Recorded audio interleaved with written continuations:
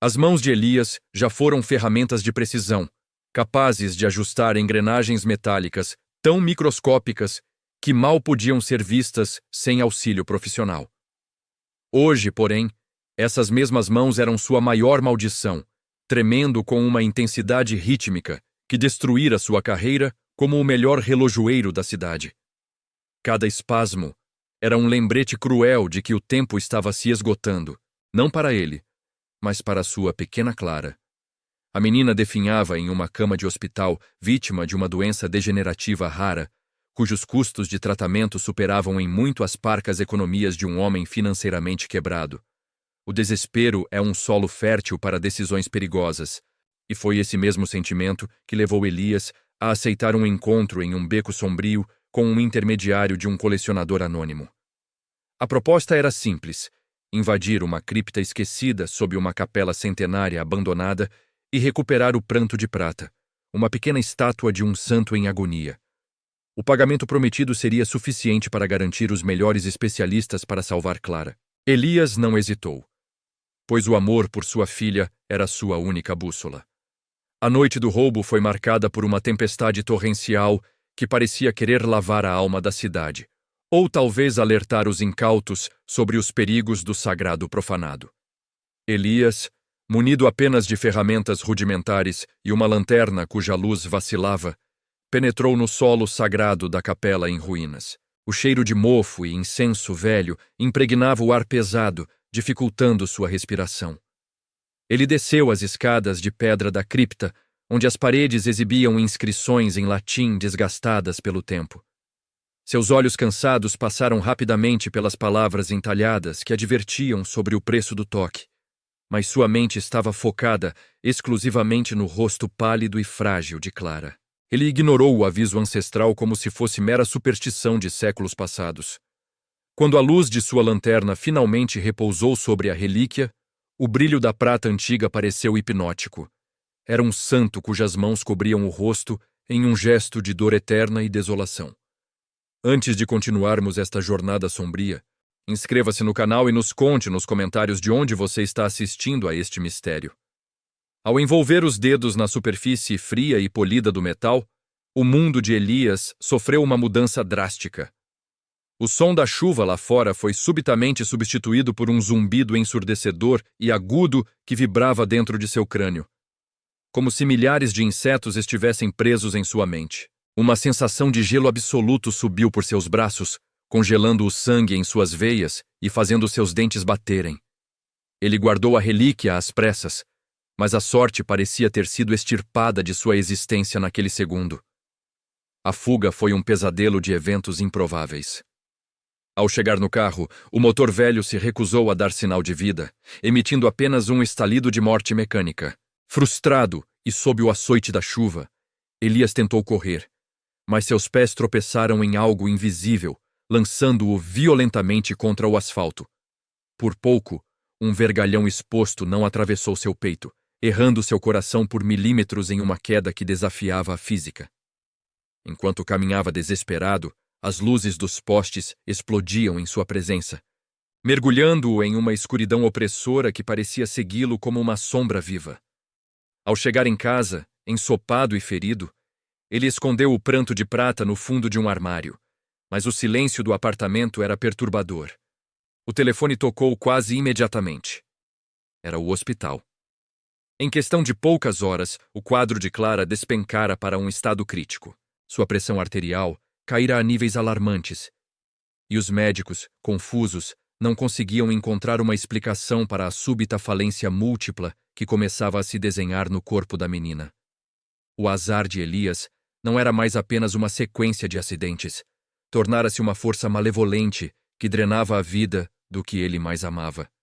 Com o coração martelando contra as costelas, ele voltou ao armário e retirou a estátua com mãos instáveis.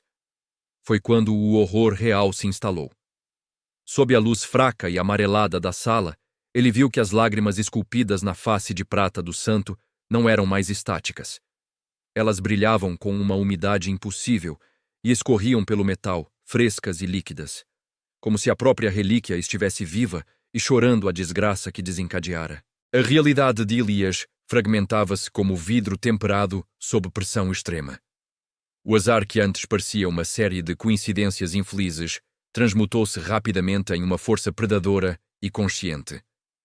Naquela madrugada, o hospital onde Clara lutava pela vida tornou-se o epicentro de um caos inexplicável. Um curto-circuito repentino em uma ala adjacente provocou um incêndio elétrico que, embora contido, forçou a interrupção de equipamentos vitais e mergulhou o prédio em uma penumbra histérica de alarmes. Como se o destino estivesse jogando dados viciados contra ele, o médico especialista que deveria operar a pequena Clara sofreu um acidente de carro grotesco a poucos metros da entrada do hospital, quando os freios de seu veículo falharam sem qualquer motivo aparente. Elias sentia o peso do pranto de prata em seu bolso, uma massa metálica que parecia pulsar com um calor febril e doentio contra sua pele, como se estivesse digerindo alegremente a desgraça que causava ao seu redor. A paranoia começou a tomar formas tangíveis em sua mente exausta. Elias passou a evitar qualquer superfície reflexiva com um pavor quase religioso. Nos espelhos dos elevadores, nas vitrines das lojas fechadas e até na lâmina de uma faca de cozinha esquecida, ele via vultos. Não eram apenas sombras comuns projetadas pela luz vacilante, mas silhuetas alongadas e distorcidas que pareciam espreitar logo atrás de seus ombros, desaparecendo no instante exato em que ele se virava. Ele percebeu, com um pavor gélido que lhe subia pela espinha, que não estava apenas lidando com uma maré de má sorte, mas com uma entidade faminta e invisível que consumia a vitalidade de tudo ao seu redor para se fortalecer. Cada lâmpada que piscava e explodia, cada objeto que caía sem toque humano, era um sinal claro de que a relíquia estava drenando a própria estrutura da realidade para sustentar sua presença sombria e parasitária. Desesperado para se livrar do objeto e reverter o mal, Elias buscou o intermediário que o contratara originalmente. A mansão do colecionador, antes um símbolo de opulência e mistério, agora parecia uma ferida aberta e purulenta na arquitetura da cidade. Ao chegar, encontrou os portões de ferro escancarados e um silêncio sepulcral que abafava até o som da chuva persistente que chicoteava o telhado. No escritório principal, a cena era de um horror indescritível. O corpo do intermediário estava contorcido de uma maneira que nenhum osso humano deveria permitir, com os olhos fixos em um ponto vazio e transbordando um líquido prateado que lembrava as lágrimas da estátua. Não havia sinais de luta ou entrada forçada. Apenas uma atmosfera de desespero absoluto que impregnava as paredes em ruínas. Elias compreendeu, com um soluço abafado, que o comprador não era mais uma opção. O homem fora consumido pela própria ganância antes mesmo de tocar na relíquia. Sem direção e sentindo o tempo esvair-se, ele procurou abrigo na penumbra de uma biblioteca de estudos teológicos esquecida, onde encontrou o padre Mateu, um velho historiador que vivia em um exílio autoimposto entre tomos empoeirados. Mateu, ao ver o volume embrulhado sob o casaco de Elias, empalideceu instantaneamente. Com uma voz trêmula e carregada de sabedoria amarga, o velho explicou que o pranto de prata não era uma simples obra de arte sacra, mas um receptáculo forjado para conter séculos de dor e sofrimento acumulados. A entidade dentro do metal se alimentava da esperança de quem a possuía, transformando cada grama de otimismo em uma âncora pesada de desolação. Mateu revelou a Elias a verdade mais cruel de todas. A relíquia não aceitava ser descartada ou destruída. Se Elias a jogasse fora, ela retornaria para ele, ou aceleraria a morte de Clara até que só restasse o vazio absoluto. A maldição exigia uma escolha que dilacerava a alma. A única forma de interromper o ciclo de mortes era devolver a estátua ao seu pedestal original na cripta profanada. Mas havia um custo oculto e terrível. Mateu advertiu que o trajeto de volta seria vigiado pela própria essência do azar encarnado, e que o portador precisaria aceitar o fardo de forma voluntária, absorvendo a dor que a estátua exalava. Elias sentia o chão sumir sob seus pés enquanto olhava para suas mãos. A pele ao redor de onde ele tocava a prata começava a adquirir um tom cinzento e sem vida, como se estivesse se transformando lentamente em metal inerte.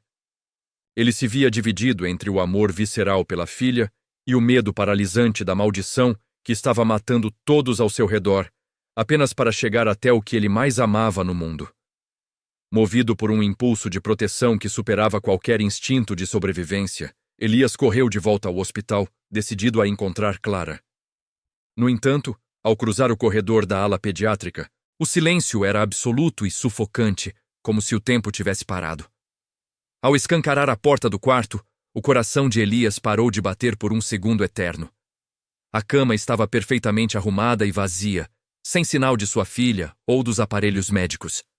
No centro exato do travesseiro branco, onde a pequena cabeça da menina deveria descansar, repousava o pranto de prata.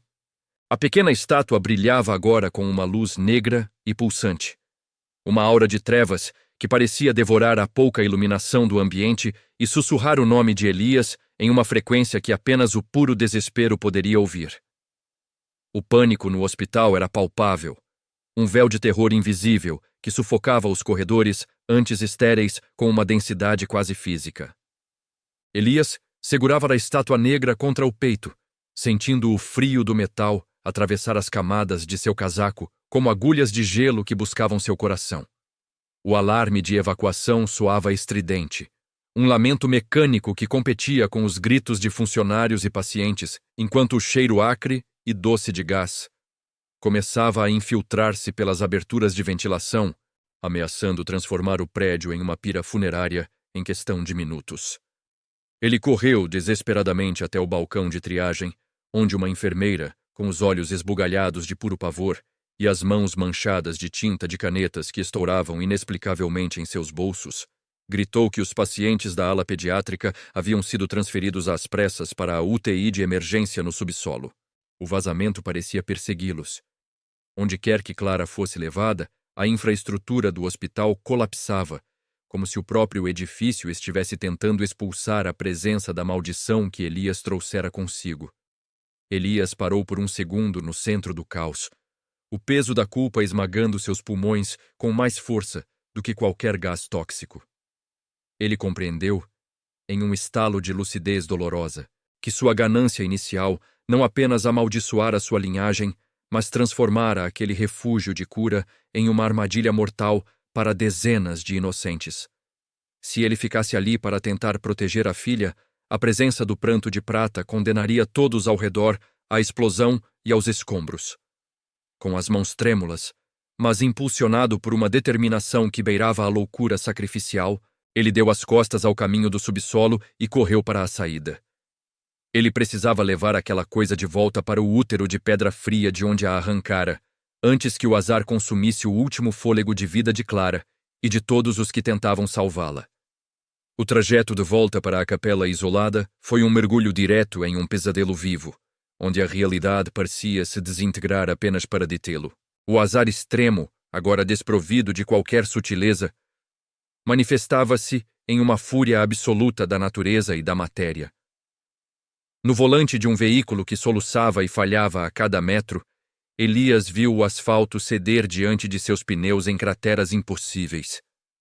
Árvores centenárias tombavam sobre a estrada como se fossem gravetos, tentando bloquear seu caminho sob uma chuva que agora caía com a força de um castigo bíblico.